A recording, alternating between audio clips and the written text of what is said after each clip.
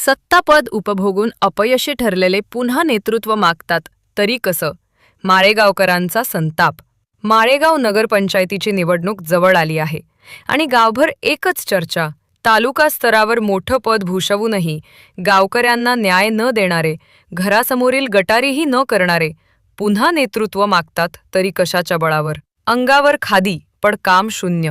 गेल्या कार्यकाळात न रस्त्यांसाठी निधी, न घरकुलांची वाढ, न शासनाच्या योजना लोकांपर्यंत पोहोचल्या. विकासाच्या प्रत्येक आघाडीवर माळेगाव मागेच राहिलं आणि आता गावकऱ्यांच्या मनात संतापाचा ज्वालामुखी उसळला आहे.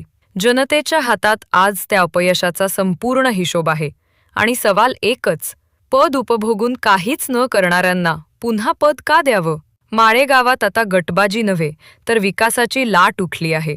गावकऱ्यांचा स्पष्ट इशारा, ज्यांनी 5 वर्ष पद उपभोगलं पण काही दिलं नाही, त्यांना यावेळी जनता ठाम ना म्हणणार.